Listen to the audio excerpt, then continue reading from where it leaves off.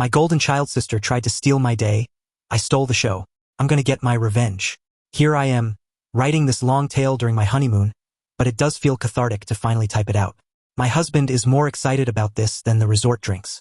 This is a throwaway account because I don't have a Reddit account, and my husband, the Reddit fanatic, said he doesn't want this associated with his main account. As for why the Reddit guy isn't the one writing this, it's because he said, since it's my family, I should be the one with the honor of posting the story. But don't worry, he's right here over my shoulder to help out. I'm not a lawyer, so I don't know if this works, but I do not give permission for this to be reposted anywhere else. I think it's first necessary to give some background to explain how this behavior reached this level and why our responses were as they were. It's a long read, and I apologize in advance. Ever since I could remember, my parents loved my sister, Karen, more. I don't mean in subtle ways either. If my sister accused me of something, they'd believe it and punish me. If I accused her, they wouldn't believe me. Even if there was undeniable proof, they'd still give her a lesser punishment and try to find a way to scold me in tandem. For example, my birthday cake always had to be a flavor she wanted. Hers did not, and my parents always denied knowing I didn't like that type of cake. They always bought her more than they bought me. We went to where she wanted, even if it was an event that should have been about me. My sister grew up spoiled and didn't like me. She just used me as a punching bag. At first, she mostly ignored me, but then it got really bad when we were young teens. I'm not sure what the cause and effect were, but she found herself with no friends, and her behavior got worse. Did her friends move? Did they ditch her because she was mean? I don't know because we were never close. My parents loved to boast about her achievements but never, ever mentioned any issues, whereas they loved to bring out any flaws of mine constantly as teasing material. I only knew my sister had no friends because we went to the same school, and I noticed her no longer walking around with people. Anyway, she had no friends. I did. I used to be decently popular. My sister realized that, and suddenly, I stopped being the occasional punching bag and became the hated person she needed to take down at all times. She started accusing me of more things. She accused my friends of more things. My parents stopped allowing me to hang out with anyone. The excuses ranged from, they're not good people, according to your sister, to why are you trying to leave us? Why can't you be like your sister and enjoy family time? What saved me from complete isolation was extended family. Most of my family lived in the same hometown, and I got along with my cousins despite some age difference.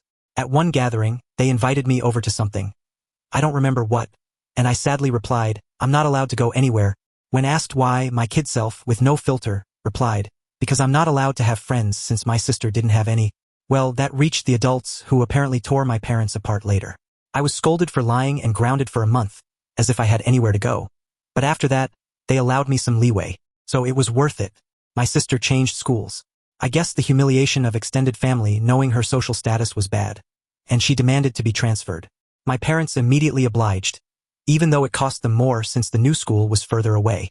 She made friends at the new school, but she never went back to the previous status quo of mostly ignoring me. I guess having felt the power of how badly she could screw with me, and anger that I told the family she had no friends, she never let me go. My life was still bad. Her friends would come over and bully me, and my parents called it light teasing.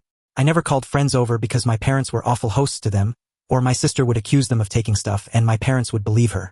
I did become close to my cousins, though, since my parents never dared to pull that kind of behavior with family. Then I got my first boyfriend. I didn't want to bring him home at all, but my parents insisted. At one point, we were separated at my house, and he came to find me to tell me my sister was flirting with him. By that, I mean she came over in skimpy clothing, batting her eyelashes really badly, and started telling him how bad I was and how good she was. He was irked and ran off to find me. Of course, my sister told my parents a different tale. That my boyfriend had instead tried to flirt with her, but she naturally refused, since how could she do that to me? Guess who my parents believed? Now, my boyfriend wasn't perfect, but I immediately believed him for a mean reason. But remember, back then, I was a teen suffering from the unfair, bad treatment. I was very resentful and moody and now hated my sister as much as she hated me. At this time, I hadn't mentioned looks because they weren't relevant until now. My parents were, and still are, overweight, and since they liked showing love via food, they gave you more food, bought treats, etc. My sister was, and still is, also overweight, whereas I was and am not. In fact, I've always been kind of skinny because punishment often included no treats or snacks. Obviously, weight isn't what matters, personality is, but my sister, even then, was already rude and spoiled. Even her flirting attempts were bad because she never learned to work for anything. She could demand, and my parents would deliver. Added to that, the fact that she didn't look like some sexy model, even my self-conscious teen self didn't believe my boyfriend would try and cheat on me with her. Anyway, my parents prohibited me from dating such a horrible boy. I did try to keep the relationship going in secret, but it was hard, and the relationship ended. I got another boyfriend after some time, but again my sister accused him of flirting with her when he refused her advances. Again, my parents believed her. I tried pointing out how this had happened again, but they decided that meant I was incapable of making good choices and kept picking bad boyfriends. The relationship couldn't handle the Romeo and Juliet situation and fizzled out again. I would eventually get called a tease in high school because I was fine with making out with boys and such but refused to have relationships. Thankfully, it never got back to my sister or parents. During all this time, my sister did bring one boyfriend home. He was paraded with pride, and my parents spent every second telling me how good he was and why couldn't I be like my sister and find myself someone like that. Until, of course, he stopped showing up, and suddenly he was a conniving bastard that tricked my sister. Oh well. At this point, my sister had more spending money, her curfews were much better than mine, and she was free to go anywhere at any time while I couldn't. If I pointed it out, my parents would say it was because she's older, but when I reached that age, I still didn't have the same privileges she had. When I pointed that out, they denied ever saying it or claimed it was because I couldn't be trusted, like she was. Using my sister's accusations against my boyfriends and friends as proof of my bad judgment, time went by and it was time for my sister to graduate. She was accepted into a college, not a very well-regarded one, and she had no scholarship or anything. Again, because only her achievements were told to me, I didn't know which colleges she even tried for, so I couldn't say how badly she was rejected. I did know her grades were bad in school because whenever she got a B, we would celebrate. I would usually get good grades, but my parents refused to celebrate, claiming, since you always get those, what is there to celebrate? My parents naturally made a lot of fanfare about my sister's college admission and told her they'd pay for everything. I was relieved she'd be going away. Not that it made my life any easier. She'd always come home every other weekend and somehow find something missing from her room or some other issue to make my life miserable. Eventually, my mom came to talk to me about my impending graduation. I'm only a year younger than my sister. She told me, since we're paying for your sister's college, we have no money to pay for yours. So it would be better for you to start working immediately after graduation and wait until your sister finishes university to see if we can afford something for you.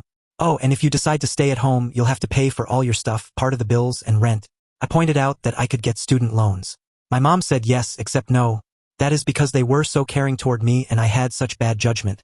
They would decide if a college was worth my getting into debt for or not. I wasn't sure how they'd stop me from getting loans, but I didn't ask. Scholarships weren't mentioned. They had no idea what my grades were anymore and never believed in my capabilities anyway. I didn't bat an eyelid. I simply said, okay. My mom clearly didn't expect that and kept pushing. Maybe she hoped I'd throw a tantrum so they'd have an excuse to not ever pay for my college, but I said nothing except, I understand your position. Thank you for caring. And that was that. My dad later tried the same approach, but I also refused to be emotional. After a lifetime of their terrible parenting, I never had any expectations toward my education. I knew they would find an excuse to not pay for mine and make my life miserable. I never believed they would eventually pay it if I worked and waited for my sister to graduate. I had been preparing for college for a long time. I could barely go out, my friendships were slim, so I had a lot of time to study. And study I did because I saw college as my only chance to be free. When the time came, I worked my ass off and got a scholarship.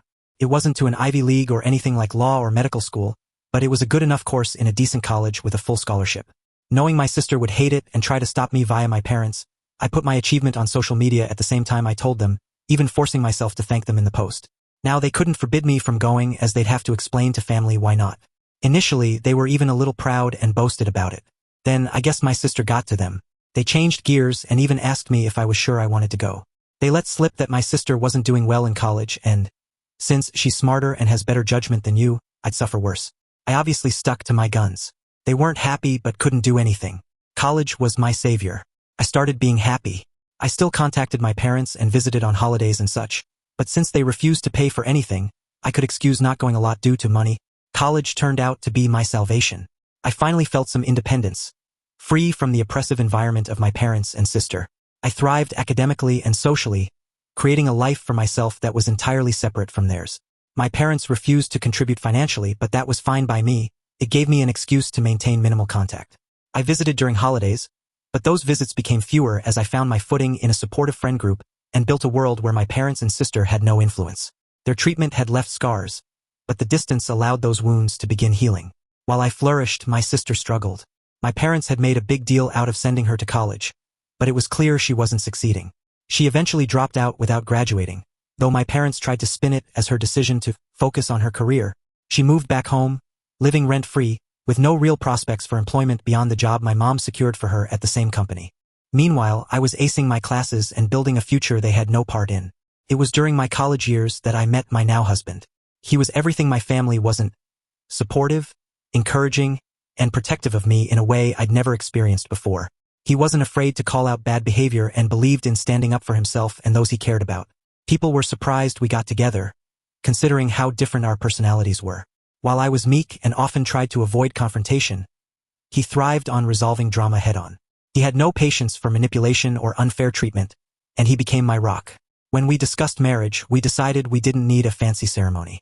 We prioritized saving for our dream honeymoon in Switzerland over an extravagant wedding. However, since his family was spread out and mine was mostly in my hometown, we decided to hold the wedding there. This decision, while practical, brought my family back into the picture. My parents naturally demanded to meet my fiancé. While I was hesitant to introduce him to them, he was thrilled at the opportunity. He had a mischievous streak and was eager to see how they would behave. He even bought a small recorder to document any outrageous behavior. When he returned from meeting them, he was practically glowing with excitement. "You won't believe what they wanted," he exclaimed. "We can turn this into something incredible." His enthusiasm was infectious, and I let him explain the absurd proposition they'd made. During the meeting, my parents and sister sat him down and told him they were willing to pay for the wedding, on one condition: my sister would walk down the aisle first in a wedding dress. Their justification? It wasn't proper for a younger sibling to marry before the elder. They argued that my sister deserved the experience of being a bride, complete with photos, the dress, and a cake. My fiancé couldn't believe what he was hearing. He initially considered calling them out immediately, but a different plan began forming in his mind. He decided to play along, stringing them along for months while secretly plotting how we could turn their absurdity into a satisfying act of revenge. We spent the next few weeks strategizing. We entertained elaborate schemes, from sending them to the wrong venue to creating staged disasters, but ultimately settled on a simpler plan. We would pretend to agree to their demands, but on the day of the wedding, we'd have security stationed to prevent my sister from entering. My fiancé returned to my parents, feigning reluctance but ultimately agreeing to their terms. He claimed I wouldn't like it but would go along with it to keep the peace. My parents and sister, thrilled with the idea of deceiving me, readily bought into the lie. Over the next few months, my fiancé and I milked their offer for all it was worth. We let my parents cover extravagant expenses, from the venue to the catering, all under the guise of keeping me happy. My sister was involved in every decision, believing she was orchestrating the ultimate surprise.